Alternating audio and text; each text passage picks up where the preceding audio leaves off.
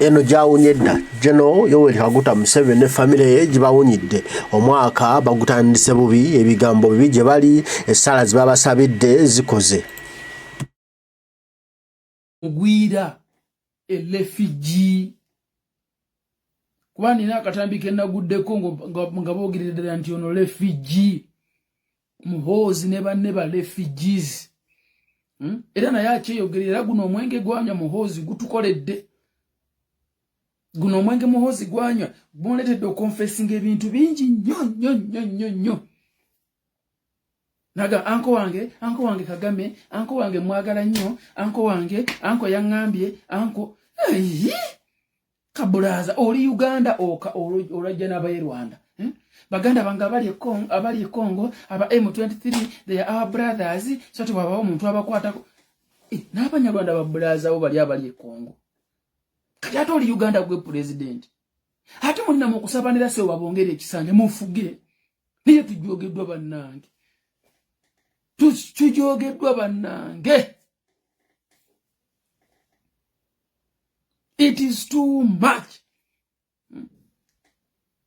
omugwiro okujja mu nsi n'afugensi no wonder amasomero bagazimbye Congo bagasimbye Tanzania Museveni gyalina bazadde be kuba abantu aba Museveni abasinga kuba ne Muhoozi yazaalibwa Tanzania ate constitution ya fega nti omuntu abatazaalibwa mu ggwanga tasobola kubeera mu kufuga ggwanga takkirizibwa kufuuka president. The guy has been president for all these years 40 almost he has been in power. Mbegayirira bana Uganda musoke mujje mumbulireko obetteeka lya ferikkiriza nange nina yakasike ndi mu katono nja kawamba nange nja kalya wonfuke nange president bibekirizibwa bwe kiba tekikkirizibwa abooluganda musituke saawa eno yakukunga ate kino kibaka kasate wabawa kuyimba tugenda kutaasa ensi yaffe Uganda fa abavubuka tugenda jitaasa tugenda taasa mama Uganda tugenda mwenunulira tugenda muri reset tumuzeewo tugenda kyekolera tetusobola kufugibwa abantu batali bannansi tetusobola kufugibwa abantu ng'ensi beefudde nti yaabwe ng'ate etteeka liribakkiriza kutufuga ekike toyina wadde access taata eno system lwaki leero yanjiye ekike how comes nti toyina access ku disciplining embwa ezimu kati ng'eyo eryawo yaboggolera mu comment aba bakanywa musaayi such people abo bakanywa musaayi togera na kunyambaho kati waliwo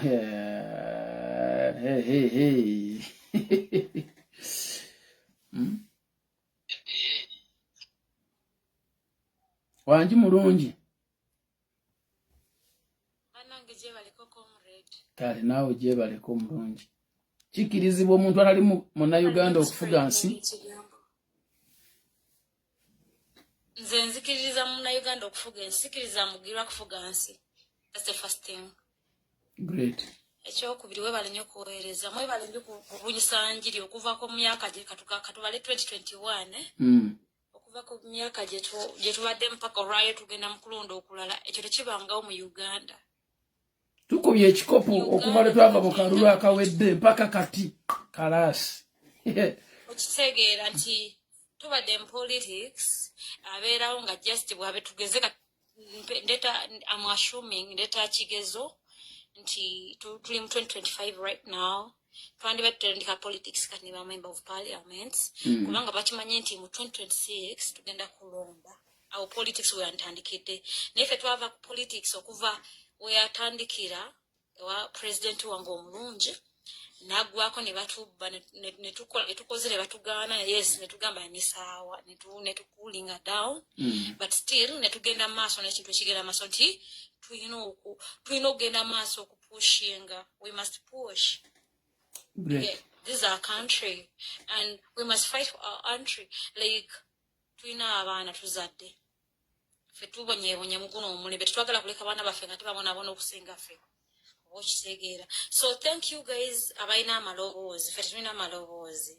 Oh, Nemwe balinyo okuyimirira nga buli lunaku ne mwewaayo obulamu bwabwe mwabuwaayo, just mwawaayo obulamu. Kubanga okwogera ku bintu ebivuganya ne gavumenti oba owaddeyo obulamu. Mwebale nnyo, mwebalire ddala nti tugenda mumazeeko emyaka 5 egirina okumalibwako nga mulwana, banange temupoowa. Kati ate guno omwaka gwe tugenzeemu gwe mwaka ogusinga okubuga obuzibu. Banange mwebale kulwana ate mugende mu maaso n'okulwana. Tetulina amaloboozi. Tusaana kwogera kingi naye. Thank you so much, guys. Thank you. Welcome, Lungi. Push it. Don't keep quiet. Namwe kasamu sharinga nemuziwa vibe, nemuzongerayo videos.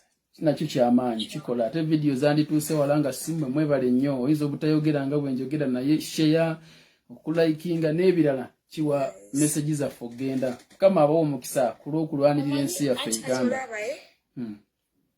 Yes. Olaba twabeeranga mu bulamu buli bwe twalowooza nga tugoberera politician. Just omanyize kyenebaza ku president wange. By the way, let me tell you something. There is something I don't think everyone knows. My president is not a politician. Si politician. President wange si politician. Yeah, he's not. Kubanga ba politicians balimba. Kubanga waliwo n'olugero lugamba politics is a dirty game. He's not a politician. Ekyo bakisomesa ne mu university paka ne mu Harvard bakuyigiriza politician. Fool people, play with their mind, lose them. Ewaffe tukyalina political science. Ewaffe political science yavaawo gwe kibamanya brother wange. Nze saasoma ebitabo sibiina, saatuukako nawadde mu secondary naye nina ebintu byengenze nga neesomesa n'okusinziira ku president wange. Naye ewaffe tukyalina political science nti yali asomesa ebintu bwe bityo tebikyaliwo ewaffe Uganda. Wabula kyeneebazaako ba comrade bonna balina amaloboozi ba bloggers, kamayite ba bloggers. I'm so sorry It's okay. say that you're bloggers, but let me just call you bloggers. Kubanga mupushinze kinene ekintu mbeebaza nnyo mwenna. Bakiseka bayeekolera gwe muganda wange Steven, bantu bangi beneebaza nti mwebale kupushinga this thing to go on. Mwebale nnyo kubeera nga muyimidde emyaka 5 oba emyaka 4 egiyise. And I'm telling you, in our country we no longer being like tetukyasoma politics, science politics, that is political science. Kitegeera. So omuntu politics amutegeera kubanga nti mundi agambye netamusoma ne babadde mu university. So mbagamba kino ekigambo bambi buli muntu kyowulya ekikunyiga kale tetugamba nti muntu jangu. In fact, as NUP, as people power, tetuyita muntu jangu joining. Jangu n'ekizibu kyowulira nga kyekikunyiga bwe owulira nga obulamu tebukutereredde mu Uganda jangu. And what I believe in is tugambe tuli 45 million. I believe in my life 43 million of Ugandans are not stable in Uganda. So those leave alone the 2 millions and mbawadde na nyingi nekatika tugambe tubawadde million 2 Uganda is stable. 43 millions of Ugandans guys, tap the screen. In Uganda. So it means buli muntu alina ensonga emuleeta mu struggle. Tojja mu struggle kubanga ozerwa gundi banange nze ankubira ngenda mukuba oluyi. Ankubire singenda mukube oluyi. Don't worry. Kamujje nako. Omadde nkugamba, I'm so sorry. Badde nkugamba buli muntu ajja mu struggle. Tojja kubanga tozerwa gundi nti kubanga gundi ali mu struggle nange kangende. Jangu ng'olina ekikuleese omanye lwaki buli muntu alina ebizibu ebimunyigira ate nga ffena most of us ebizibu ebitunyiga bye bimu. Ne kati waliwo abantu abatabiliving naye ate nno gw'okimanya oyinza okuba ng'olina edduuka oba oyinza okuba ng'olina gy'okola ng'olina ssente nnyingi nga bazadde be bali stable kyokka olina ebikunyiga. Ekikunyiga ekyo kyekijja okuleeta mu struggle. Kitegeera. Ojja kubeera mubbi ng'ogamaze nja kugenda erinzi bembere stable mukwano bajja kutta. Ekikunyiga ekizibu kyekijja okuleeta mu struggle yaffe. Okitegeera. So we are not asking for anyone to come into struggle. If you feel like you're comfortable, it's okay. It may be 45 million, oyinza okuba nga oli one of the 2 millions eziri stable. Okitegeera. We don't have any problem with you. Live your own life. But I'm telling you guys, banange waliwo ebituleeta mu eno struggle. buli muntu alina ebizibu bye. We're passing through a lot as Ugandans. And I'm telling you this, if you feel like what we're talking about, it doesn't concern you, it's okay, you can move away because you're one of the 2 million, not one of the 43 million. Yeah. But the only thing I want, and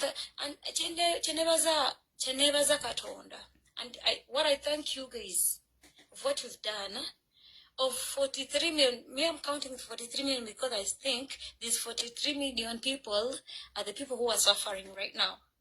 But imagine in these people, in this large of number, we've got like 100 people. Tufunya abantu 10. Let me call you guys, please.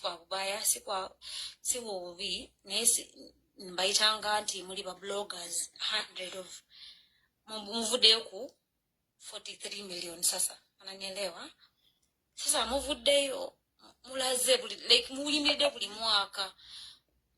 Buli kimu kibayisemu abavumye ayogera kyayogedde ki musibidwa mukonde mingidwa buli kintu kibayisemu ne muyimiriddewo emyaka gyonna gye tuyisemu kyokka guno omwaka gwe tuzzemu gwe kusinga okuba omubi ne mbaddeyo n'emyaka egitabadde mibi nga omuntu olina kukiringa just oli obulamu bwo ne muyimirira nga bana muwaddeyo obulamu bwammwe mukama nze nganze Tatiana basasula mukama bansasulire baganda bange.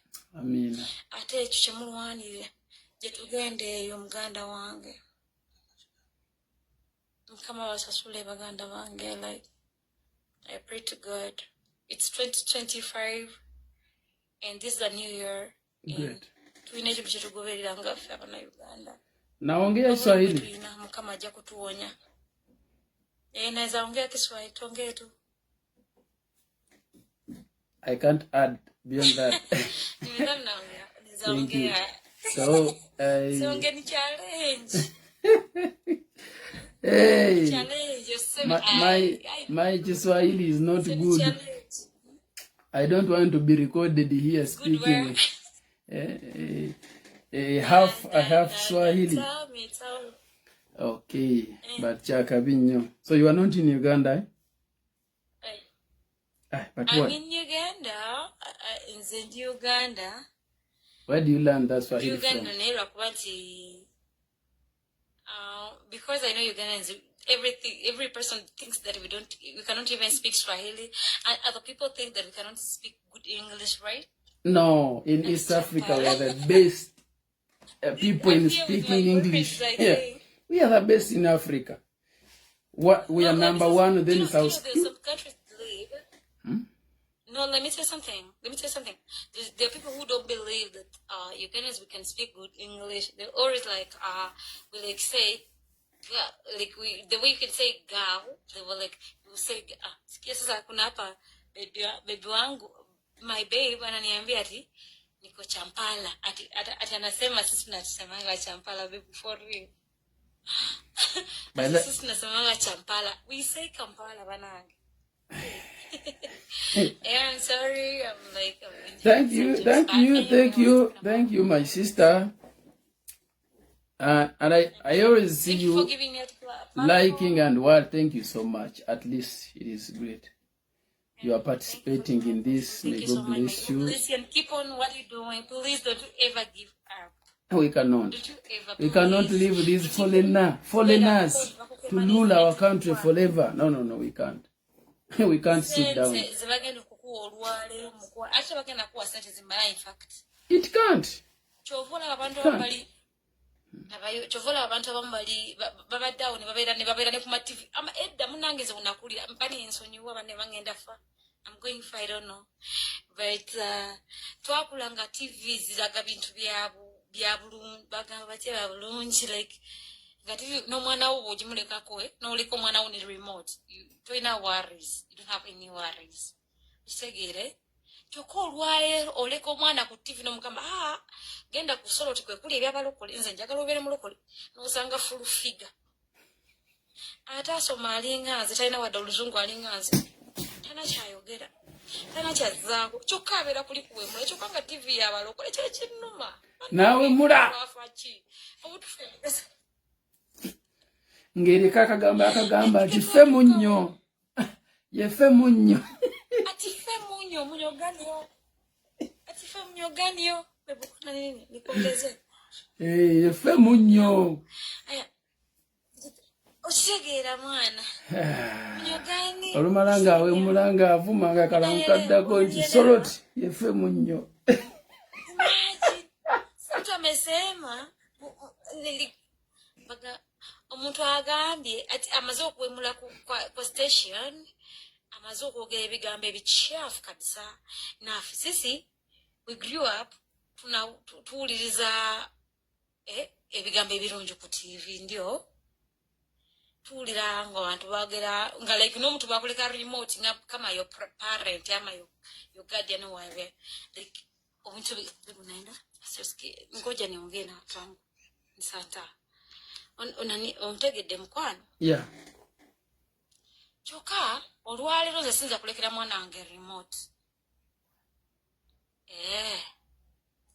baby sinaongea na watu sio chukue kidogo nuniachie mulungi olwalero sinza kulekera mwana wange remote sisi amuwa remote ati mwachie nimulekere TV ati alabe TV omanyi lwaki kubanga agenda kusanga full figure mu government agenda ku TV ya din eriko balokole omanyi balokole betimba nnyo ku TV agenda kudda ku TV ati agenda kulaba TV ya Salt asange full figure agenda kuwemulata ati aja kwogera ekigambo ekichafu segede ati nawe mwenyewe kama nze baby sinini wewe sinifumwe naongea baby sinini sawa it's okay sema Kiswahili. Thank you mama nsonyiwa baby wangu ndiye ananisumbua chana ni sawa sio kumye mama badde nkugamba muganda wange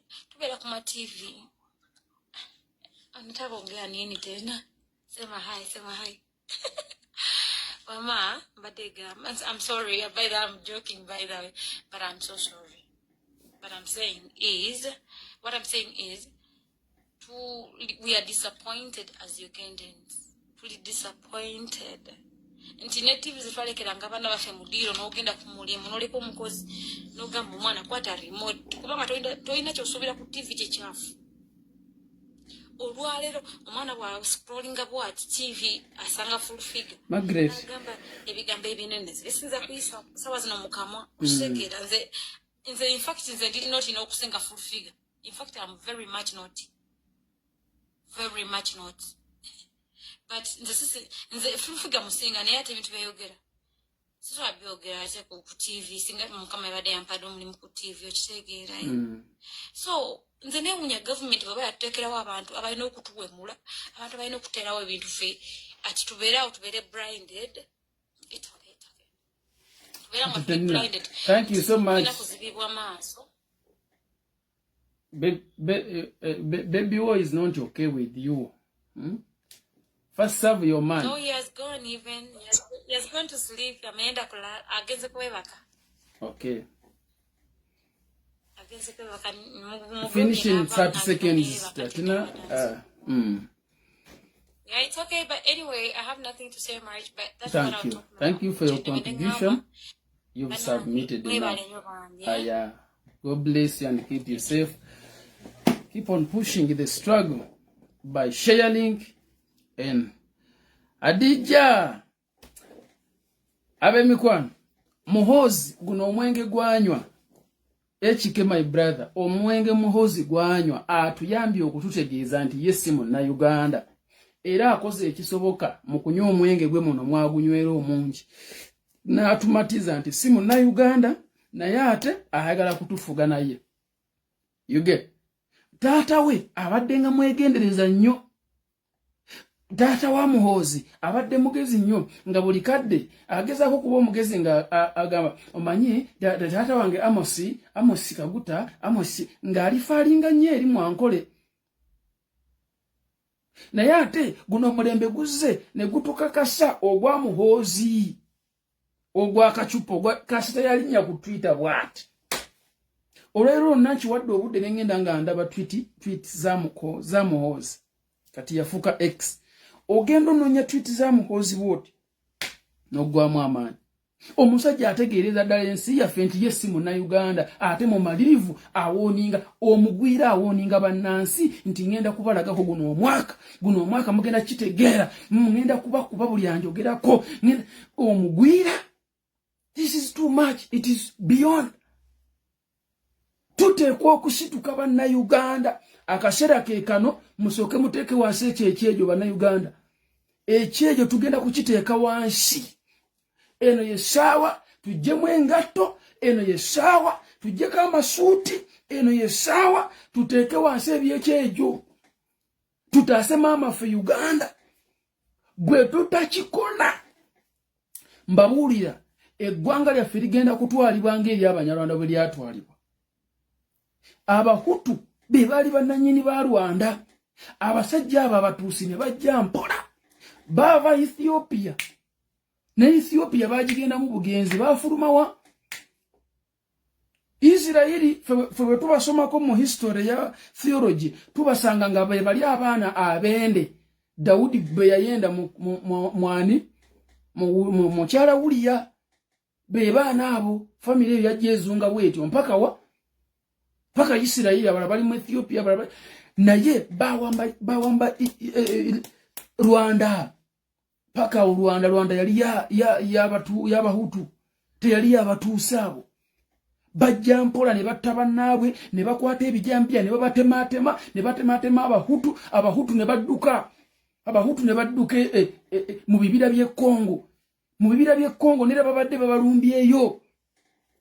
Abahutu bali eyo kakati kababulira agaliwo kati e Kongo abahutu gye babadde baddukira mu bibira eyo. Abala badde bali mu Kongo base tolingaawo mu Kongo. Nze mbasanga I have pastors who are friends there. Ngenda yo nembulira enjiri Banyarwanda naye bali eyo bakute IDs za Kongo kubanga eri Rwanda abatuusi bayingira ye abatuusi ne batematema abahutu mu kitta bantu ennyanja we zaabulira omusaayi. Omutuusi ono yali awamba. Kati balina greater mission ey'okutwala East Africa niyo nabagifuule Tusi Kingdom. Ewaffe wakabawulira bakimala. But banange, this is the high time to stand against the dictatorship, against these foreigners. Mujjewo ekyejo banange. Bino ebintu si bya muntu omu wano wekituuse bano abasajja ekintu kye bali mu kukola. Bagula buli muntu, bakuba buli muntu agezaako okubawakanya. Batta buli muntu agezaako okubawakanya. Naye ate era ekyo tekibawa mandate ffe kuwanika. Bagula ba pastors, bagula bannaddiini. Sebo batulabiseemu ffe bakyamu. Situbangako bakyamu. Ffe batuufu baganda bange. Ffe batuufu ne bwe tutinkula eno Bayibuli gyetolola yonna. Ffe batuufu. Ffe batuufu abalwanirira ettaka ly'abajjajja ffe. Ffe batuufu bano abasajja balimbalimba bajjajja ffe ne balimbalimba bakitaffe ne basobola obbagisaako buli kyabwe ne babawagira. In fact bakozesa n'obwakabaka bwaffe obwa Buganda bano abasajja balimbalimba kabaka nti ffe senga otuwa support n'obiyingiramu n'olagira Abaganda ne balwana naffe ne tutuula mu ntebe. Gwagenda ofuga ffe tugenda beera bannamagye. Kyekirimbo kye balimba kabaka bamulimba. Balimba Namunswa. Bano abasajja balimba Namunswa. Namunswa n'atambula n'agenda e Ssingo n'agamba bakitaffe nti eno yesaawa muyimirye ne Kagutema, muyimirye ne Kaguta, muyimirye ne Kaguta. Bataata baffe baateekayo obulamu bwabwe kubanga kabaka waabwe yali abalagidde. Balwana olutalo lw'ekinaana kubanga yali abalagidde Namunswa. Abaganda balwana e Luweero, Abaganda balwana e Masaka, Abaganda balwana e Ssingo, Abaganda balwana ng'ekibalwanya. Kabaka waabwe yali abagambye tulwane. Ne balwana ne bawaayo ente zaabwe, bawaayo ssente, bakweka Museveni. Museveni olwatula mu ntebe yabagamba mbasabayo emyaka egyo ena gyokka nsooke nzijemu emmundu ezisigadde mu ttale then ndyoke mbawe mulondo president. Bwe jaggwako n'agamba nsabayo egi. Waliyo engulu gwe bayita Kkoni n'abateerayo Kkoni. Ne bagamba nti wange gwe wakulembedde olutabaalo fuga. Ne balowooza bigenda kuggwa. Gayi teyakomaawo. He has ruled Ugandans to the extent nkubuulira abatasoma be bali mu offices, abataqualifying be balina emirimu, abaqualifying banyinaffe bali ku byeyo bayola waba warabu ensi ze twali tulabirira basebo ne banyabo fe twali tulisa Dubai je mujja sente fe amini eggwanga lyaffe lyalisanga Saudi Arabia lyeyambanga amawanga gemulaba agamanyi mu Middle East ensi zaffe zazimba amini yazimbanga ebintu mu mawanga agenjawulo kubanga twali b'amaanyi ba president sibamuwanga gasinga mu Afrika basomeranga waffe Uganda we basomera fefe natuli ku mawanga ekitutola lwa basajja abanyarwanda abajja. I can assure you these Ugandans no bujulizi bwonna okuva kuba president abasooka. President Obote confirmed it. He said Museveni is a refugee. Not only President Obote, even his son, drunkard son of his, he also confirmed it. This drunkard man said, where were you? Where he was questioning Ugandans. Mwali ludda wanga tukyali ba refugees. Mwali ludda wanga tuli ba refugee. Muhozi genda ku Twitter yo yabira. Ne Kagame mwenyini, ne Kagame yasomera waffe Uganda. Pa president siba Kenya, Uganda. Olwaleero ensi ne bw'okwata degree ye Makerere tesobola kuwa mulimu mu East Africa. The degree from Makerere cannot employ you anywhere in East Africa. Even in Congo, you can't get a job with Makerere certificate. A university zali zisinga amaanyi. Basebo ne banyabo. Enough is enough. Kino kye kiseera oba mubirimu gwoba otunula bwotyo weefula oba obirimu batobirimu. We are going to make it. Inze n'emikwano gyange, inze n'abo abantu abategeera ate nga naawe bwenkuzuukusa tugenda kukola ekisoboka to liberate our motherland. Muhoozi asusse few days yagambye nze ne brother wa ne Kagame Trump, because Trump ali connected where mu Israeli Trump kati ono Muhoozi yakimanyi tulokuba nabo si bannansi bagwira baveeri nagamba nti nze muganda brother waffe Trump bwatula mu ntebe mu January tugenda tukube Sudan. Nagamba anko wange Kagame yangambye bwati kojja wange, can't we wake up please? Can't we wake up? Muntu kyoyo yatutula ku luwonzi ani yatula ku mitwe gyaffe yatuloga atya? Bamaama baffe baganda bange bannyinaze baatuloga batya? Kiki kye baatukola okutuuka ekiseera nga twegayirira okufuna omugaati ne mutambula ne mugenda eggulu? Baganda bannannyini Uganda ne mugenda eggulu ne mutuula wansi w'omusajja atamanyi wadde nooti mu kuyimba, atali talented wadde, tasobola na kwambala ngoye ne zinyuma, ali awo alabika kubeera mulaalo. Omunyarwanda super. Si munyarwanda, in fact abasajja si banyarwanda batuusi. Tuusi kingdom bagala gizimbira muffe fe abaana baffe bagenda kubeerawo. Bwe mudda ku ebyo ebyekisiru manya Yesu Kristo tumusaba tulwanirire. Bogus, wake up. Tulwanirire ensi yaffe. Tulwanirire ensi yaffe. Remember this. Tekuliko omu ku bakitaffe yalonda basajja abo. Taliyo. Teri n'omu yalonda basajja abo. But eno family yakwata mundu netta abantu muje kinaana. Netta abantu. Gende Luweero laba obuwanga bw'abafu. Tebajja buzi nti baba wa Ntebe. Nobody elected them. No one. No one elected for Museveni to come in power.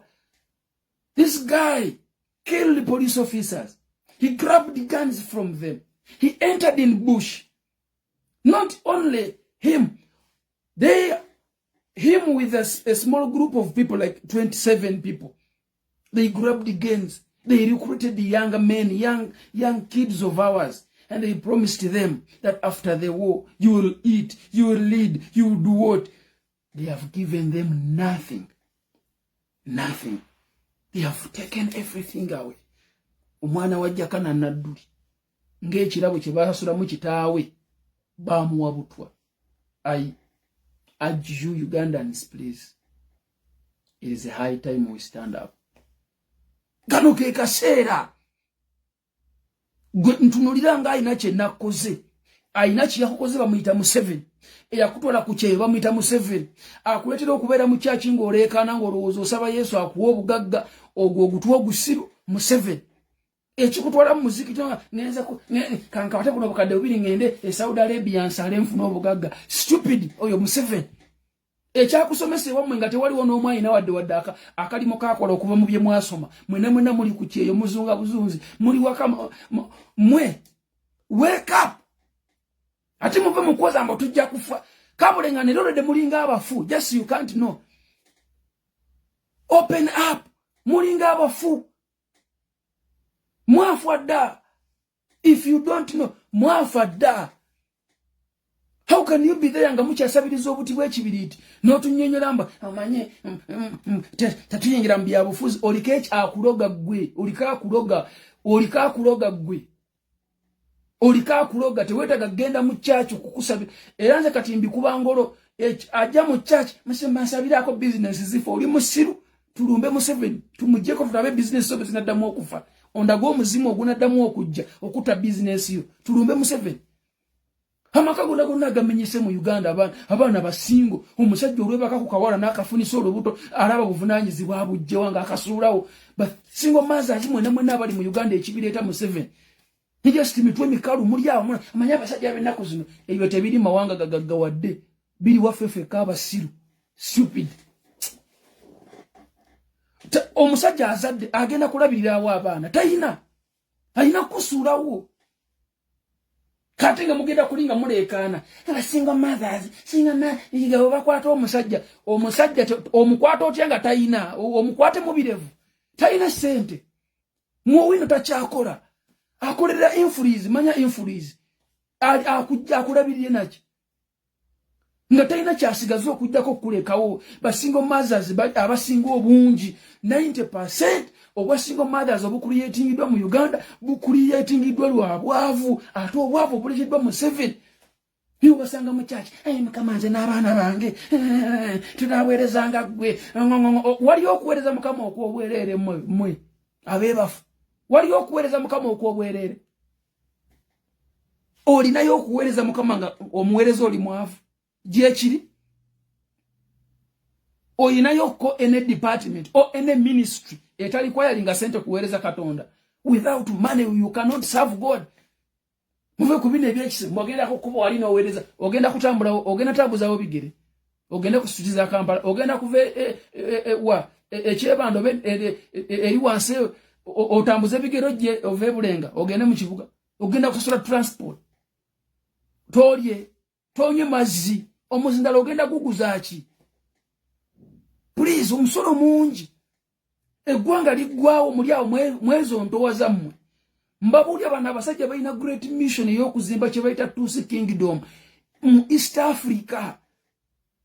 Kenya ebadde teexperiencing ako kukuttibwa kuwambibwa kati nabo batandise kubanga omusajja ali mu buyinza ewaabwe mukwano gwabwe hemu muli awo muleegagalevu mmwe ate nkoyo okulaba agavubuka agabera ku TikTok omwenga muzannyaga sikiti ag'ekisiru galenzi mmwe muve mu bisikiti ebyekisirusiru mugolokoke ensi yammwe egenda.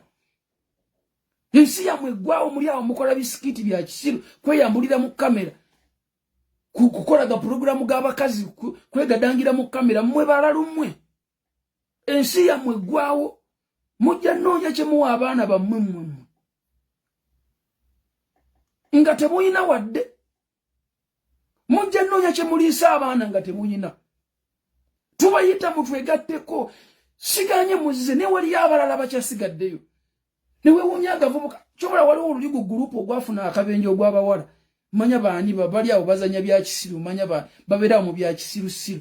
Muyina platform muli mu kulagirako bwerere simuyina adde magezi mu 20 let's stand for our country muli awo ntwagudde ku accident mutusaasire kani aba posting abasiru mmwe. Omuntu nategeranga mu mwetaga nakufa ne muva ntumanya nti tufune okusigeni omulala. Please ne unyamba vubuka emyaka gye muliko kati ng'okyalina obudde obudda ku simu wodi nolwanika okudiwetinga ani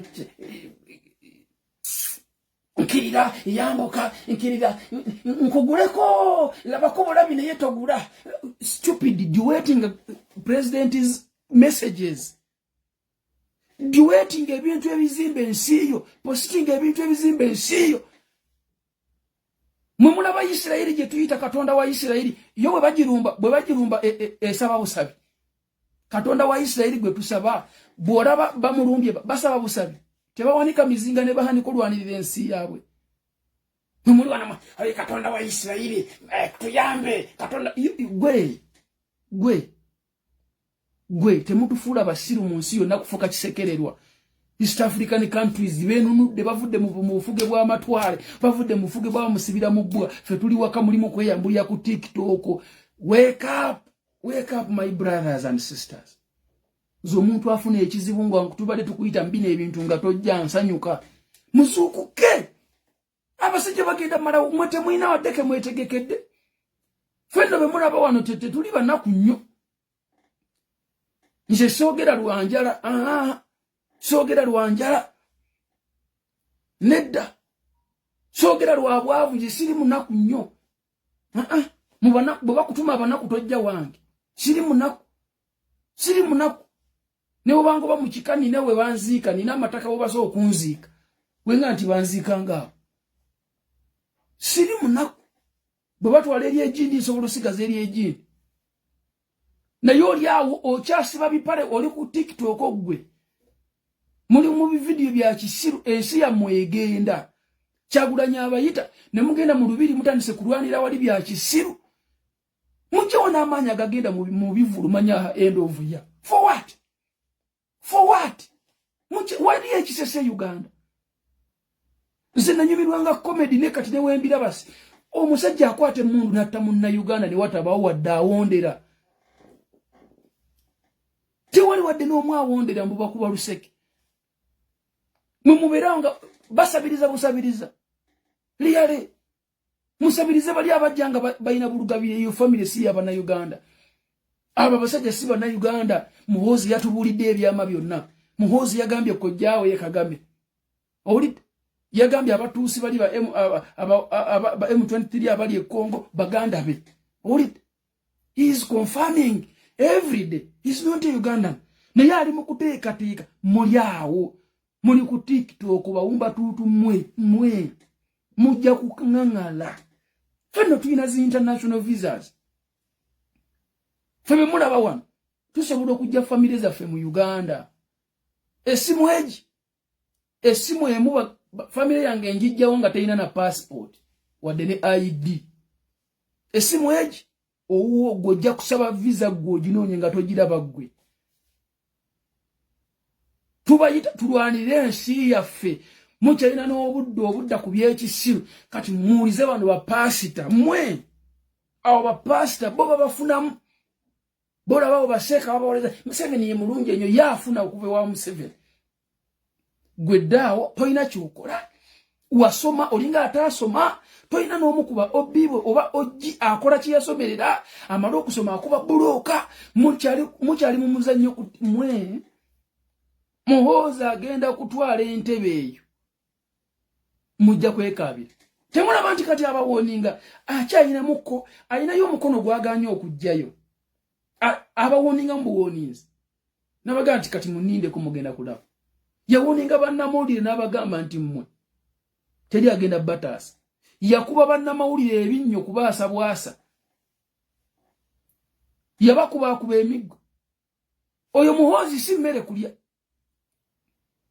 mbabuli oyo muhozi oyo ye mutuusi omusiru oyo mutuusi bali abapamwa obusa bw'ente mu mutwe muhozi tabonaabonanga kubadde n'olunaku mu bulamu bwe alidde ku ssente zammwe yali akuzaaba kitammwe kwe yasomera alidde ku zammwe kwasomedde neera abaana be kubasomedde kwanywera walagi kwawasiza abakazi kwavugira bimotoka kwazimbya amayumba kwabavumira n'okubavumira ate era ku ssente zammwe kwa balagira n'okubakuba ngenda kubakuba guno mwaka 2025 mugenda kukitegeera abewerera ku sente zammwe oli temulo oyo mwana tabonabonangako yasomera mu university z'amaanyi yasoma ne bana baba president wadde era nti obwongo bwebambi bwalookinga kuba bamuzaala bezaalamu obwongo bufu naye nga yasoma oyo Muhoozi gwolaba si mmere kulya yasoma Muhoozi agenda kufuuka ekizibu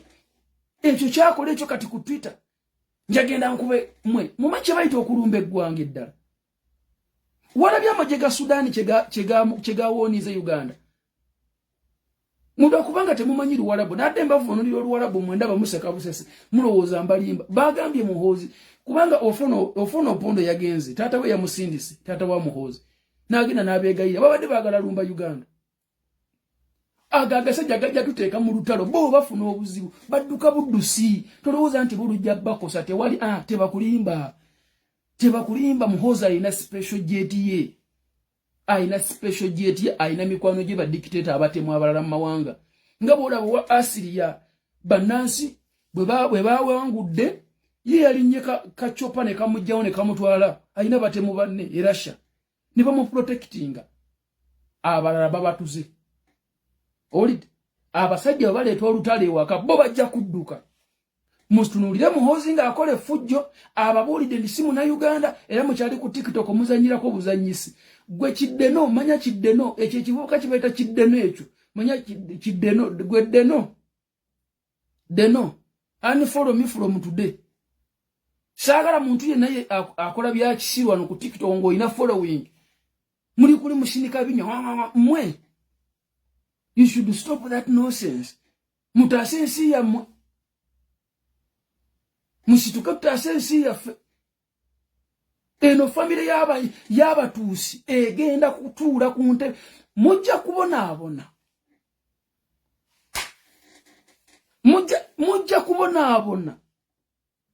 no TikTok bwe mulabo ajja kubuggalawo bwe mujja obwo busente obwo ku YouTube byonna ajja biggalawo musinike ajja kubiggalawo mbegayirira nga wakyaliwo chance to resistinge kati twegate fenna muve mu kuwoza mbu wona asale nnyo n'ofuna sugida mbu Allah jatuulira wewe Muhammad yakwatanga kitala wano ng'ayina ekitabo wano ng'ayina ekitala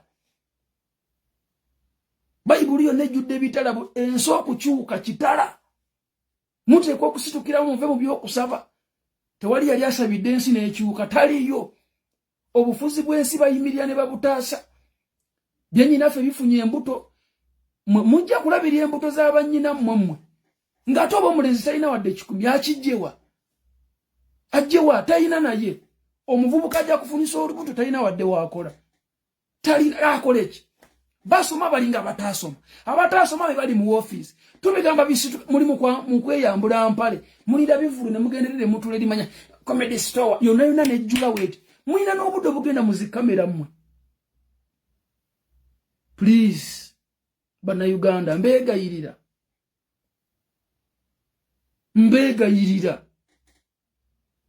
mbegayirira musituke kati if not now mugenda kungangala mujja kungangala mubitunulira ng'ebyokusaga hawa basajja tebalina pulaani ya ggwanga kyobula abakulakulanyiza Rwanda temutambulanga ku genda ke Rwanda olabe gende Tanzania olabe mu 7 gye yakulira mu 7 ku kaalo ko yakulira kuliko university esinga ne Makerere ate eriko yagizimbisa sente zaffe Kongo gye babadde bateeka baganda baabwe bali abatuusi abalala bali Kongo abadde bawamba Kongo bazimba n'enguudo kolas babazimbidde amayumba amasanyalaze gaffe ffe tulina amasanyalaze bagasindise Kongo amasanyalaze gaffe gatazimba abasajja tebalina kye baali bakoze mu Uganda bagazimbawa batwala amasanyalaze gaffe wati zisinga zigenda Kongo ku facilitatinga baganda baabwe babadde Kongo Korans bamuzimbye Kongo ejjogeri enkanida ku musolo gwaffe bokwe bazimbi eriye waabwe gye bava Rwanda waliyo university okumanya basusse ezu ezu batise ebisolo mu zoo babitute ewa e Rwanda batika ebimotoka ne bitwala ebisolo bazakayo ne babajje waka ne babatwala e Rwanda bagifudde green bwet baleta ebirime mu NADS ebya manya operation wealth creation ngabo bakimanyi bagenda ku destroyinga nacho food yafe bagenda kubitwala waabwe buli kimu kati buli kimu kyakugula mwabali mu byala abali mukiraba abasajja baita mission kusanya awo buli kyaffe muri awo era muri ku TikTok mwasama mwe bana batata bana baganda bange it's time Mwanga geta asiza Bangladesh bagambe enough is enough family emu yefune emirimu fe tuli wano tulinga abatasoma buli mwaka universities zifulumya abayizi qualified professors just kubawa internship obwana okubuwa internship obusomye medicine bakawa internship bumala myaka emeka nga tebulina wadde ne obukola internship mwabalina following enene mmwe mulyoko mweyambula kati ngenda kutandika okuba buli lunaku ngenda kubatandikako kubanga obusiru bungi mususe bwe muyina okukoma bannange musituke tulwanirire Uganda abasajja ba destroyinze buli kimu abamukumu ndabono Jose Chakala oli mu struggle otambudde kama wanga ofunye kuzawadi talent ye kupushinze olaba Uganda yaffe bweti bwegwana okuba banyina fa bali kubye muve kuzine empungulu ezitavanga ko waka biri awo byakulira mu kyalo bwe kirinya okugenda mu Kampala taxi ya mutwalo ne kiyingira ekibuga nikiraba ku butala butinga mama stupid Kenya amasanyalaze gava waffe ne gagende Kenya yone ina amasanyalaze mwe bawumba tutu mwe ina amasanyalaze na Kenya ojivuga okujimalako wetaago olunaku lumu n'ekitundu ng'emmotoka edduka teyimirira nayo ne ina amasanyalaze ne mu byalo wali amasanyalaze ate ga nusu 405 ewaffe gye kava ga 10 mu 10 kuliko n'omusolo gwa nusu 13 buli mwezi oba otaddeko balina okukubala buli kayaka gava waffe amazzi unity y'amazzi ya nusu 68 gava waffe neera muli awo mwasamirire mwe obutategeera bwa mu bugasegase naye mugenda kubona abona singa muhooza atwala eggwanga eryo mujja kutwasamira mwe mwalya mwe baabawa ffe situli banaku size siri munaku je sogera bino lwanjala siri muyala siri muyala nsobola okgenda mu buli nsi yonna gye njagala nina buli visa wano mu passport yange ey'ensi ez'amaanyi oli sisobola kubula transport yantwala mu buli nsi gye njagala kukoleramu aye tebasobola kunnyima mulimu wonna nkubuulira bino tubikola ku lwansi yaffe tubikola ku lwansi yaffe musituke simumanyi mutima gw'abasajja abo temumanyi mutima muhooza omwenge gwanya gubayambye okubabuulira mulabe tweet za muhoozi mutegeere kike bapulaninga nkubuulira muhoozi mu by'emirundi nga 10 n'okusinga kitaawe mubi nali manage in fact ne idea kyaliko ID tenagwake nakola contract n'abakulu nga company baziwandiisiza baziwadde ne license goyogira ki bana abasajja nagamba mu nayo tuvaamu nga mpuuga bwe yatuvaamu Kyagulanyi naye asobola osalawo naga naye kamba veemu asobola otuvaamu nga Mawu bwe yatuvaamu ne Mawu yatuvaamu asobola otuvaamu nga abalala batuvuddemu asobola olondawo naye olubuto yali bulungi tanoonya mmere nga alien skin no Tanoonya mmere. Kyegulanyi alina buli kimu. Alwanirira baana baffe. Alwanirira baana b'abaana baffe.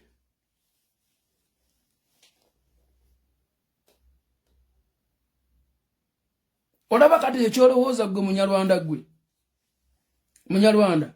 Olaba olumukali nze sibanenya nnyo because I know nti nasoma genetics nti abantu abamu bwe bakuzaala mu maama wo basengawo oba mu muntu nga mwina genetic pool yemu obwongo bufurizinga muba temutegeera bakuzaala nga obwongo tebukola bulungi. So all to sees hagerike mwezaalazaalamu abatuusi abasinga obungi mwezaalamu amagezi gaba matono. Kali that's why sibanenya nnyo. Naye kati kankuyambeko nkutegeeza nti mwene ensi mwe tuli Uganda ne bwofuna sente ne bazikuwa kati obukadde 10 era tosobola gaggawala nabwo okujjako ng'oli mubbi. Kati ate nze ndi mubulizi wa njiri obubbi kibi. Tetugenda kutaasa abantu ng'ate bwe tubba nedda. Abantu tulina okubagamba ensonga bbiri. Ensonga esooka tuteekwa okustabilizing omusolo nga gufevalinga munnansi.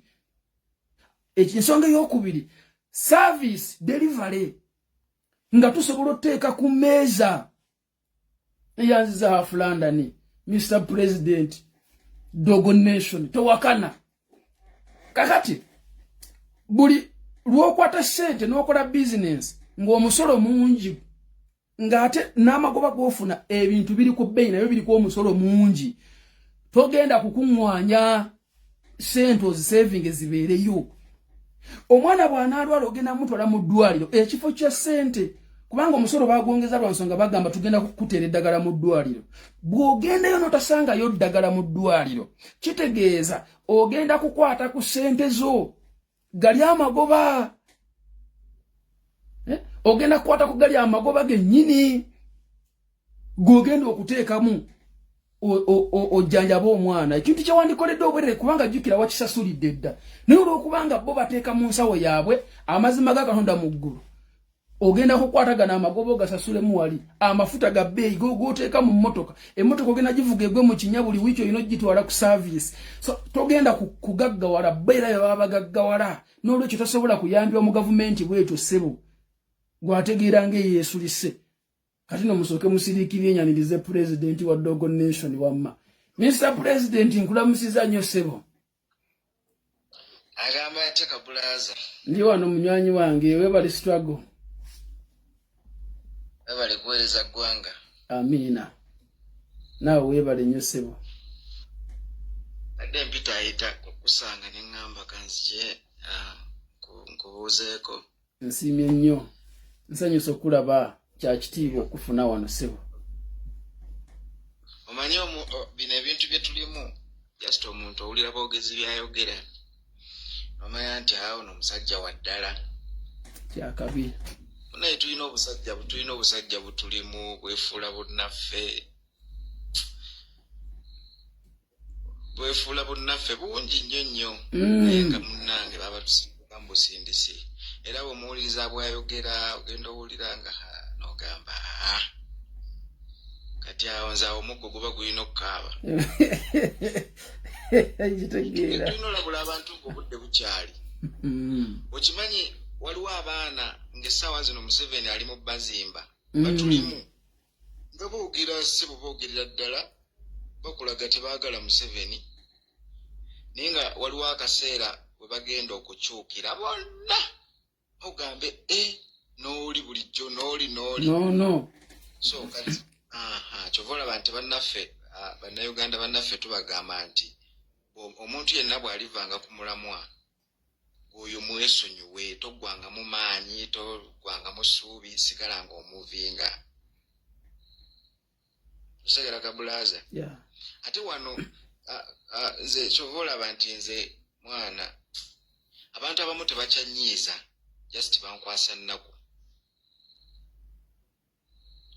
Waliwo oluusi tubaako ensonga zetwogera mbeerako live okwo okwanga oluusi nogenda olaba nga waliwo abazze bali mu comment section munnanga abantu abo tebabawa na ssente nnyingi mitwalo 5 mitwalo 10 babagulira bugulizi data ne baddaawo ne banafuya so oyina kusigala wamanga oli ku mulamwa kyakabiri kasita kyoyogera kibanga kituufu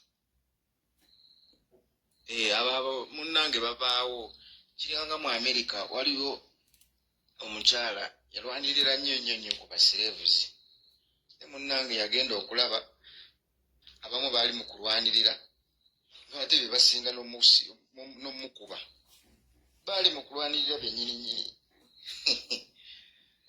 so kati bino ebintu munnange bali tusiima ensonga ziwedde amen naye nga bannansi kye balina okumanya nti akaseera ke tulimu naddala guno mwaka mukambwe ennyo tulina kubanga tuli ku mulamwa tuli focused ate nga tutunulayo nnyo kubanga bintu bingi nnyo bigenda tubeeramu bannaffe bangi nnyo bagenda tunafuya kutiisibwatiisibwa kungi tulina sigala nga tuli straight ku point kujjako Museveni n'akaguruupu ke nga tewali kirala kyonna nti ate biki buli atwekiika mu kkubo kubanga ye munnange Museveni baakozesa bangi ne bannaffe bennyini abeeyita aba opposition in fact bebasinga n'omukolera abasinga obungi so buli atwekiika mu kkubo oyo tuba tugenda muyitamu paka nga tutunulidde eggwanga lyaffe munnange ffe tetutunuulidde nnyo obuntu butono tetutunuulidde busente tetutunuulidde emmere ya leero wabula tutunuulira ggwanga bwe litereera eggwanga ne litereera oba ogenda kweyagalira mu nsi yo bulaadi okitegeera nga nabuno obutono bwokola bugasa butereevu oba ogenda kweyagalira mu nsi yo nga byokola bitambula munnange abantu abatambuddeko be basobola okunyonnyola ekiri mu mawanga amalala ne waliwo bannaffe nga azaaliddwa mu Uganda asomedde mu Uganda n'obulwadde bulimumulumira mu Uganda talina we yali afulumyeko kati embeera abasajja gye babayisaamu asobola ogiraba ng'eri nnomo naye nga ensi endala abantu bafa ku bantu baabwe bulaza abasajja abakulembeze bafa ku bantu baabwe okuviira ddala ku mulalu okuva ku mulalu n'omulalu bamuteekerateekera oba okitegeera ate mawanga wano mu Africa nga tetugenze nawalala nnyo wano mu Africa naye kijja kitya nti abaakulembera eggwanga abayina okwagala eri abantu be abamunnansi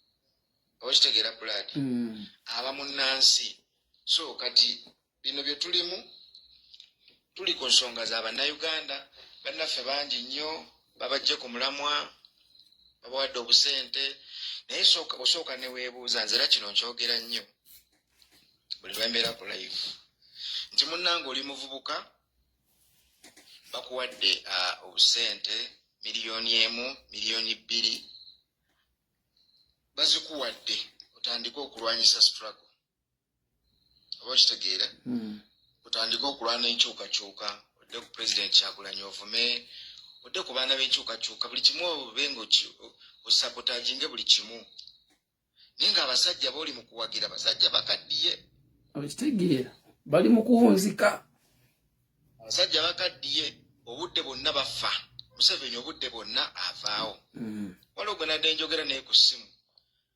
muganda wange oli muvubuka negwe tulaba nti abasajja booli mu kuwagira bagenda kufa obudde bonna bagenda nti kakati gwe munnange balina ebintu bye babasuubiza ne babagamba nti Museveni bw'avaako mbu Muhoozi yaddako basuubiza bwe batyo babaferaafera agenda kikwata omulaba ng'afiirawo ng'ayogera n'emiswa negimwereeka n'ogamba mwana ojja kubeera RDC kakati muzeeyi akaddiye Museveni akaddiye oluvaako gundi yaddako my brother tebakulya binusu ebintu by'okukulembera ensi si bwe bityo ebitambula Uganda gye mutunuulidde si Museveni nti yagiriko waliwo abamufoominga naye kennyini Goloza bo bajja kutoleratinga nonsense oyo. Abamu waliwo abamu forming abamukule abamu in fact abamubezeza mu buyinza paka ku myaka gyaliko.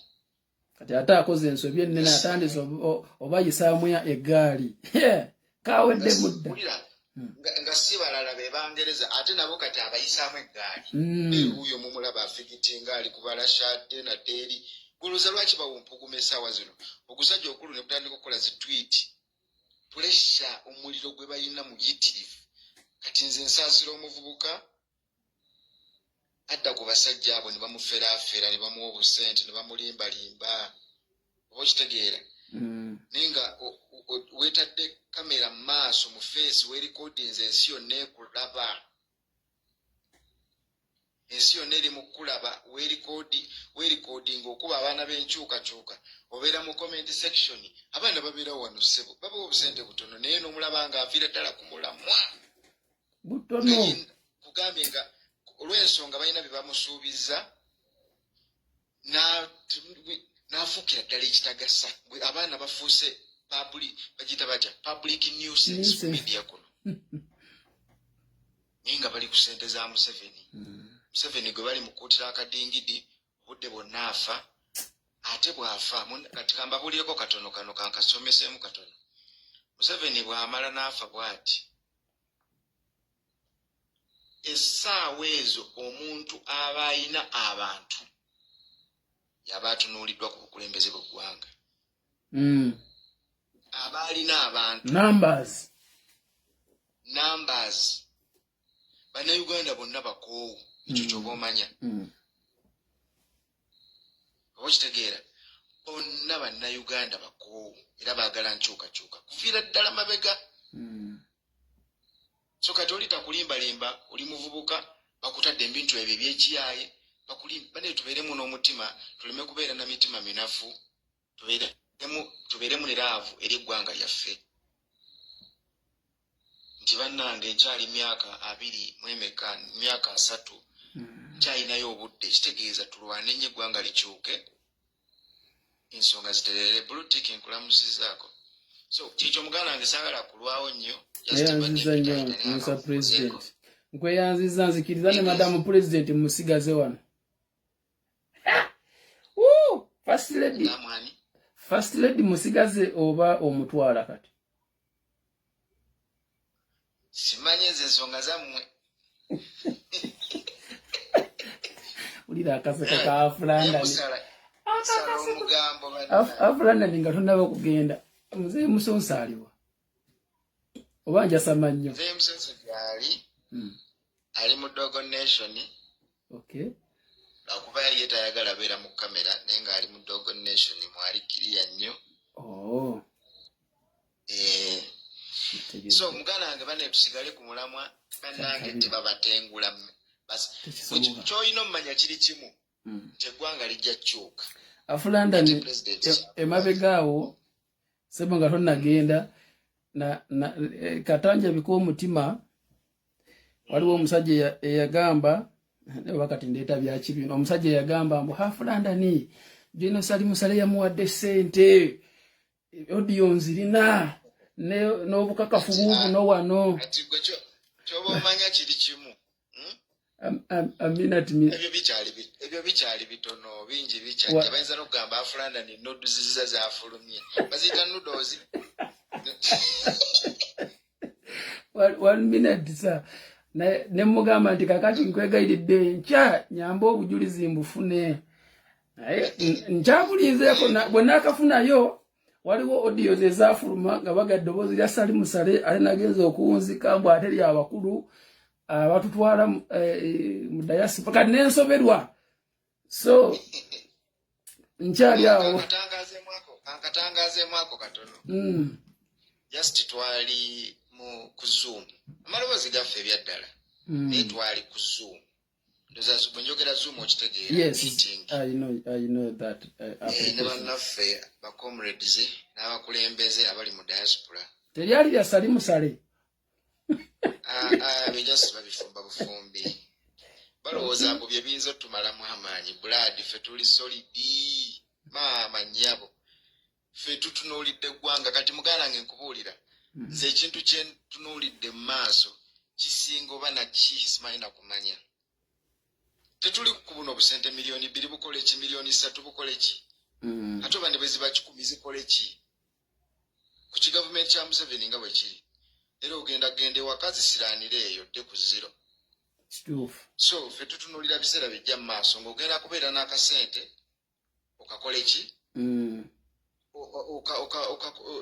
ng'eggwanga litambula bulungi so twali mu meeting just Zoom twali ku Zoom n'abakulembeze just lwakuba ekyatwewuunyisa nti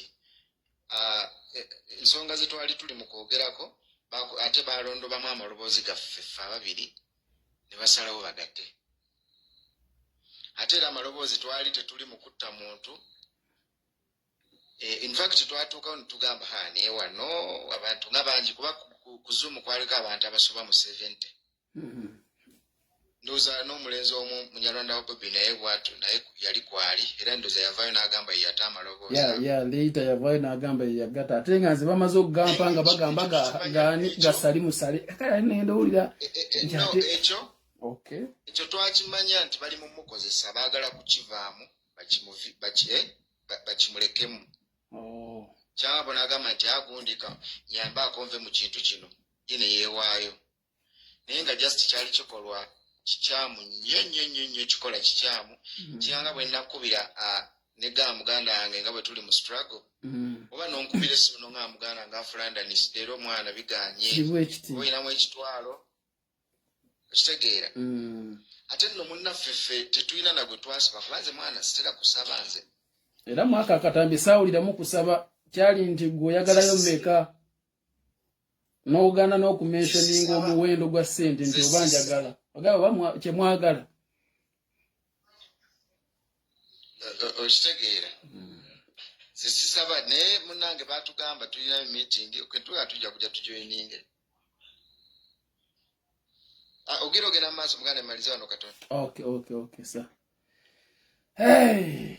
nze nali njagala kwabika mutima naye okay later ndowooza osanga obulala bulajja naye nze ebisonga bya blackmail n'obugambo obulala lalo obwo abooluganda nabadde mbasaba ba comrades tubireke tusooke tudire bano abasajja level gye bataddeko eggwanga lyaffe ne we baagala otuteeka kisusewo omulamuzi bw'otayimirya leero ne muddamu obu issues kanjiye kino nkikube ku gundi nono naye anyiiziza nange kankole bwe nti muwedde ate singa naffe tunaata kati nange nentandika nange bano bankola kino nange nina ensonga zange ku bantu bangi ni butandika ebyo ebyekisibe kati Museveni tuba tumulese kutandika okwerwana kankole bwe nti kati bwenfuuminga kana akaloboozi oba bwenkola bwe nti nenkuba gundi ne those issues for sure naye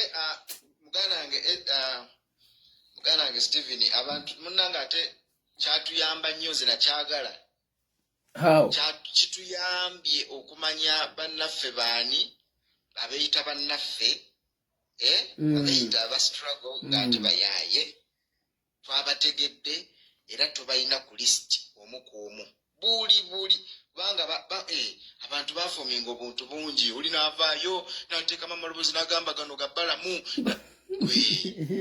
mwana otosali muzale tebalowooza nti bino ebintu si kwogera bwogezi wabula ebikolwa by'omuntu ekigambo kulya si kyekigambo wabula kiki kyokola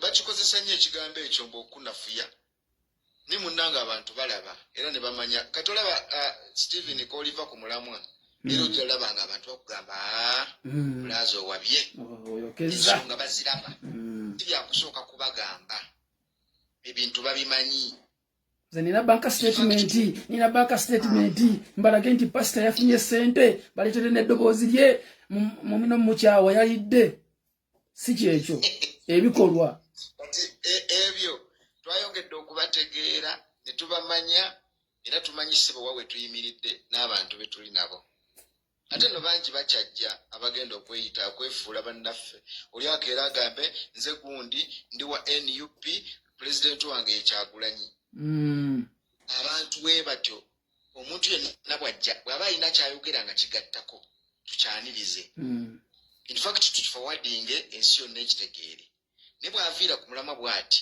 manya tabangako waffe gwe kasomulabanga awabye bw'ati oyo manya tabanga aba yajja naye ng'olwedde si weeno just kugusa mission yeno kwambala lugoye luno lwe bayita Kyagulanyi oyo manya Museveni yamuseetinga n'amugamba bw'otuukanga mu kaseera bwe kati waba asobola n'okupenetratinga n'atuukira ddala ku bwa assistant president naye nga tabangako waffe kati nze kankuwe kano nze mweno struggle blaza siina muntu gwe neesiga 100% ng'oggyeko president wange Kyagulanyi nange gago ge bazimu era oli bw'aba ayogera ekigattako nkyaniriza n'ekiforwardinga n'ensharinga era nfiirawo nnyo mu kusharinga awo n'okulipostinga naye waaviira ku mulamwa sisobola kuggwamu maanyi manya Museveni at work manya oyo tabangako waffe kubanga bino ebintu biri nakyo bannange okwagala eggwanga lyo kiri nakyo